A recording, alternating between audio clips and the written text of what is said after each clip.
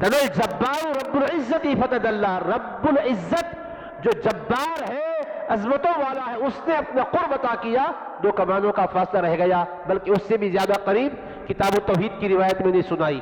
اب صحیح مسلم، بخاری کے بعد مسلم کا درجہ ہے، صحیح مسلم سے ایک روایت آپ کے گوش گزار کر کے بات کو ختم کرتا ہوں۔ عبداللہ بن شقیق ایک تابعی ہے، وہ کہتے ہیں، جو امام مسلم نے روایت کوٹ کی، عن عبداللہ بن شقیق قال قلت لأبی ذر، حضرت عبداللہ بن شقیق سے روایت ہے، وہ کہتے ہیں کہ میں نے ابو ذر غفاری رضی اللہ عنہ سے عرض کیا، لو رأیت رسول اللہ صلی اللہ علیہ وسلم لسألتہ، اگر میں نے رسول اللہ صلی اللہ علیہ وسلم کی زیارت کی ہوتی تو ضرور میں نے حضور سے ایک سوال کر لیا ہوتا۔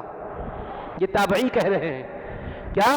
صحابی ابو ذر غفاری رضی اللہ عنہ سے، کہ میں نے اگر حضور علیہ السلام کی زیارت کی سعادت حاصل کر لی ہوتی تو میں ایک سوال ضرور حضور سے کر لیا ہوتا، ایک بات پوچھ لی ہوتی۔ تو حضرت ابو ذر پوچھتے ہیں، قال عن ای شیء کنت تسألہ، کس چیز کے بارے میں تم حضور علیہ السلام سے سوال کرتے ہوتے تھے؟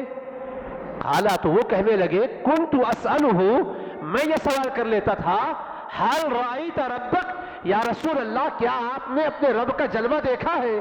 کیا آپ نے اپنے رب کا دیدار کیا ہے؟ یہی سوال میں کر لیتا تھا۔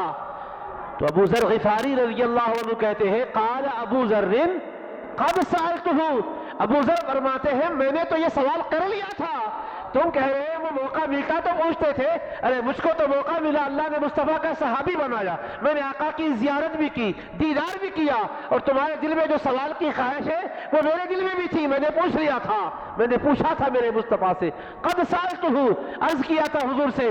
تو پھر کیا جواب ملا؟ حضور نے فرمایا، قال رأیت نورا، میرے مصطفیٰ نے جواب عطا کیا، ہاں ہاں میرے صحابی سنو، میں نے نور حق کا جلوہ دیکھا ہے، میں نے پروردگار کی زیارت فرمائی ہے، خود حضور فرما رہے میں نے رب کا جلوہ دیکھا ہے۔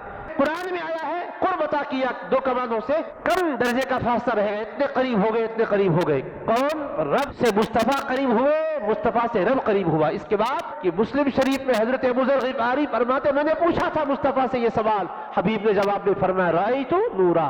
اب جس روایت سے یہ معلوم ہوتا ہے کہ حضور نے رب کا دیدار نہیں کیا ہے، وہ روایت کا مطلب بھی محدثین بیان کرتے ہیں، اس کا مطلب ایسا دیدار جس میں اللہ کا احاطہ کر لیا جائے، وہ دیدار کوئی بھی کر سکتا۔ کیوں؟